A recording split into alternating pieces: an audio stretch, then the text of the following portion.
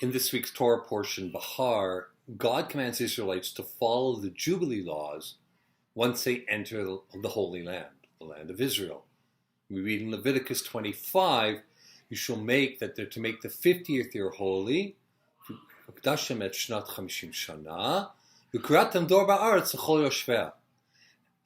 and proclaim liberty throughout all the land and all its inhabitants. That's a famous line because it's written both in Hebrew and in English, engraved on the Liberty Bell in Philadelphia.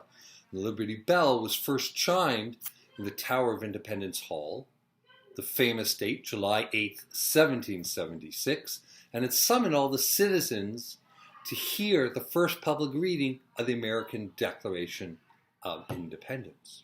Then the text continues, Shavtem ish el chuzato, and each of you should return to your own property.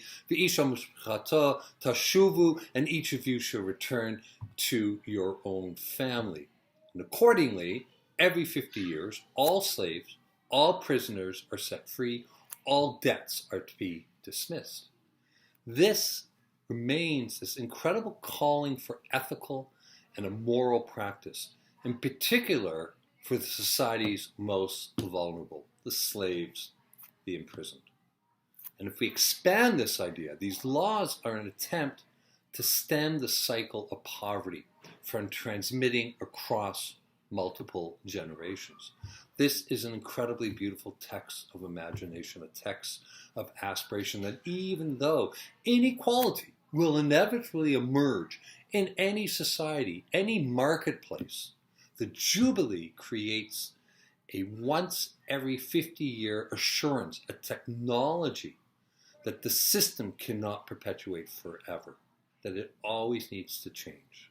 That even after the Israelites arrive in Eretz HaKodesh, the Promised Land, their work will have only just begun to become what they're commanded to be in Exodus, a Goy Kadosh, a holy nation.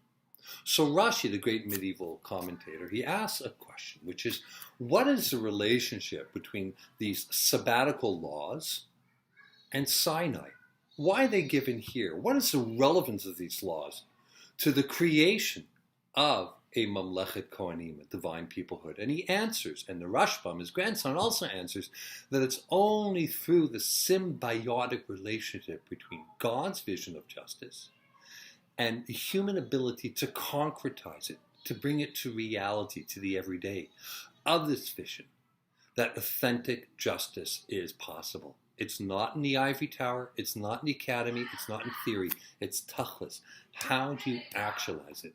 That the Torah, in fact, does not differentiate between the laws that are between person to person, ben Adam LeChavero, and those laws that are between a human being to God, ben Adam LaMakom. They're in relationship with each other.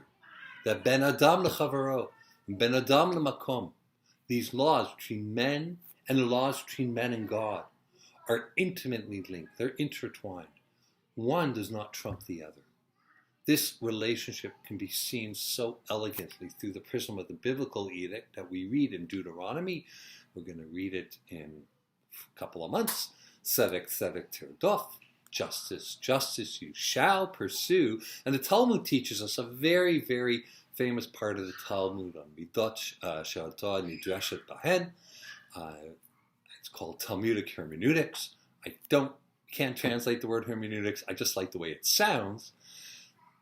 In this part of the Talmud dictates that no sound or word is superfluous in the Torah. That the repetition of the word tzedek, tzedek, tzedek tirdof, justice, justice shall you pursue. This repetition of the word justice, tzedek, can be understood as a linkage between the divine and humanity.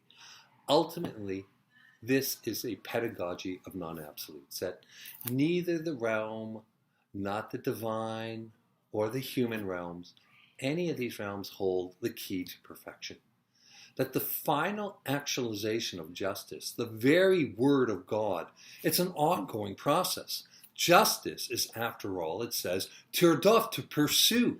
Anybody who says they have the secret for justice, they have the answer for justice, run the other way. It's a process to pursue. The end is not the goal. Rather, the process is an end unto itself.